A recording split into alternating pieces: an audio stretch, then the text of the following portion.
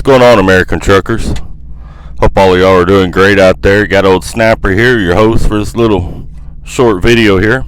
I want to talk about these autonomous trucks. You know, if you want, you can go to my TikTok, trucker_ol_snapper, trucker_ol_snapper, and you can see a couple of videos I posted on these autonomous trucks. China's already begun using them in tests with no driver at all on board. Here in the United States, they're still using a driver on board because they're still working out the kinks and stuff like that. They've been testing them in Arizona on I-10. They've also been testing them in Texas on I-10. Thing has sensors all around it, can adjust the speed, adjust to moving traffic. It adjusts to brake checks, road construction, weather, you know, all of that. So anyway, I noticed that when I posted it to TikTok, there was a few comments drivers came up with. What really surprised me, you know, is like I think at last I looked at it was 11,000 views or something like that. And every driver on there came up with an excuse why it won't work.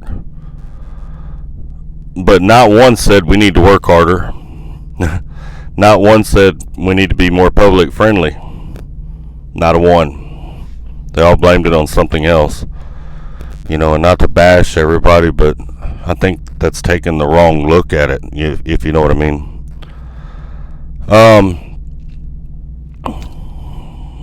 I don't know how long it's going to take for these autonomous trucks to take effect.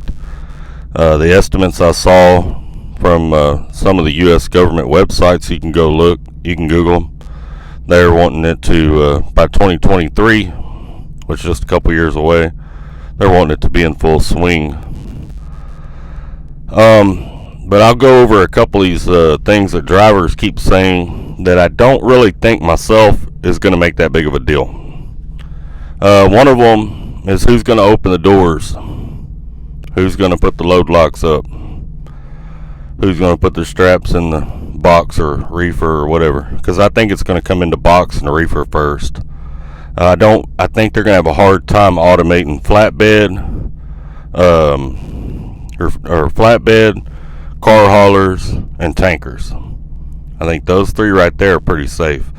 Reefer drivers and van drivers, I think they're screwed, be straight up honest with you. They'll be the first ones to be automated. But obviously the shipper would do it. Shipper or the yard jockey, because I'm sure they're still going to have yard jockeys. I doubt these things are going to be taking, putting them in docks as well. I'd be pretty surprised if it went that far. But they would, they'd be doing that, opening the doors.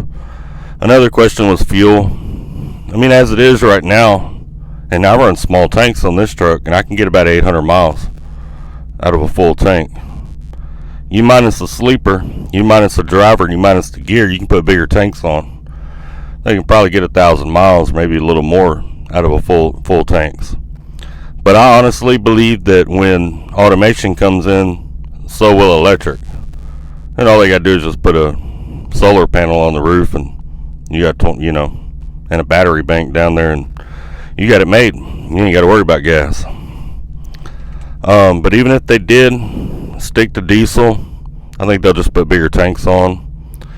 They could strategically place fueling locations where them things pull in and somebody's manning it around the clock, and they go out there and fuel them up. I mean, that really wouldn't be that hard to work with either. The other thing I hear drivers say that I don't think is going to make that big of an impact, and I may be wrong, and I hope I am, but drivers say, well, what about the accidents? The first time that thing kills somebody. Let's be honest, drivers. You know how many people we kill on a daily basis now with drivers in the truck? I mean, it don't get publicized all the time, but people die from trucks making mistakes, cars making mistakes, and different things like that on a daily basis somewhere in the country, if not multiple times. I mean, I know our accident rate went up when the Russians came over, because they don't run legal at all. That's one of the reasons I won't call any of them Russian companies up there out of Chicago. I've done been around too many of them, and I know they don't run legal at all. It was just a couple years ago that Russian carrier had left Chicago. He was running to California. He had an accident in Nebraska, killed an entire family, a husband, wife, and 2 kids. And whenever they reviewed the movement on his truck, he had left Chicago non-stop, other than to get fuel. He had never stopped, didn't take a break. He just ran straight.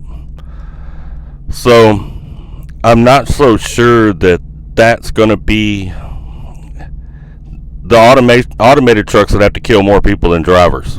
Is basically what it'd have to come down to. It'd have to cost them more money on that end. They would actually be able to afford bigger lawsuits because they're not paying a driver 70, 80, or 100,000 a year. So these fleets out here would be able to afford bigger lawsuits. So I don't know if that's going to be a big enough factor. Another thing is winter. I heard a lot of drivers say, well, how's it going to handle the winter? Well, obviously, in my opinion, it's probably going to handle the winter better because it's going to have sensors on it. And it's just going to shut down like we're supposed to. But as you know, a lot of us push it in the winter. We have a lot of accidents. Last year, just my personal experience last year, I was trying to cross Elk Mountain. I spent 2 days waiting to cross Elk Mountain. Every time they opened it up, within the first hour, they'd have an accident and shut the highway back down. It was happening so much that I didn't even take off. I would wait. I'm like, well, they opened it up. I'm going to give it 3 hours, see what happens. Because I don't want to get stuck up on the mountain. Sure enough, they'd have another accident and it was shutting the highway down again. And that's what drivers in the truck. So, I'm not sure how that's all going to play out. I never have a problem without some sort of a solution. If you have a problem in life, you should have a solution. I don't have any for sure solutions with this, but what I can say is maybe we could try being a little nicer to shippers and receivers, being a little nicer to the motoring public, try to be as safe as possible to lower the accident numbers down. And all that stuff will work in our favor. You want the general public to want you out there. They'd rather have you than an automated truck. And that should be the ultimate goal of what we're working towards. We should be working hard out here, running on our 10s, moving as much freight as possible. That way, it's not as big of a deal, and it doesn't push for them to want to replace us, in other words. But I do believe we have a bigger problem than just automated trucks. I saw an article, I believe it was in FreightWaves earlier this week, where they're fixing to start importing Nigerian workers to come work in the trucking industry. You can Google Spanish trucking schools, and I know in San Antonio, they've already got one and teaches CDL school in Spanish. You can take the test in Texas now in Spanish. We had all these Spanish migrants coming to the country. We got a bunch of Afghan migrants fixing to come into the country now. And I honestly believe they're going to flood the industry with them. They're going to be cheaper workers. They're not going to gripe. They don't care about staying out on the road. And as you know, this new generation don't want to be out on the road. So it benefits them to flood the industry with those drivers. I honestly see that coming. And I think that's going to hit us before automation ever does. They're going to put us out of work. And that's just my own opinion, but I honestly think that's what's going to happen. The only thing I can think to do to fix that is try to get your cousins to come out here and drive. Try to get your brother, your sister, retired folks that this is a great living for retired folks that want to travel and get paid for it. Try to bring more Americans out here to fill those spots, so we don't just get covered up with foreigners out here and pushed out of the industry. That's about the only solution I can think of on that. One thing we all need to do, and I'm not going to say who to vote for. Never. I don't put politics on this channel.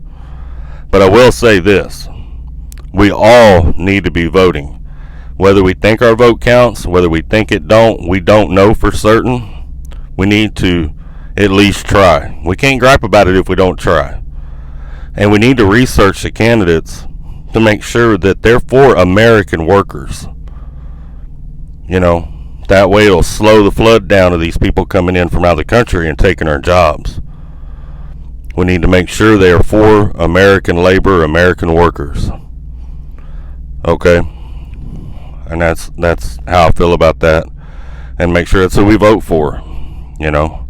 All we can do is try. Whether it works or not, no one knows, but all we can do is try. But anyway, tomorrow I'm going to be recording with the broker in Florida. He's going to have some pretty good information coming up. You know, I'm going to be asking him some questions. If you have a particular question you'd like me to ask this broker, write it in the comments and I'll be selecting a few. I got some people on Facebook writing them as well. I'll be selecting a few questions to ask him as well. Anyway, if you have ideas as to what we can do legally, and I'm not talking about throwing nails out on the road in front of automated trucks. I've already heard that story. If you have an idea as what we can do legally to curb both the foreign influx of drivers taking our jobs for lower rates, as well as automated trucks coming into the industry, I'd like to hear it. Drop it down in the comments and let me know what you think. Y'all stay safe, keep between the lines. Remember, we're all a family out here. We stick together. We're truckers. We're American truckers, and we're united. Take care.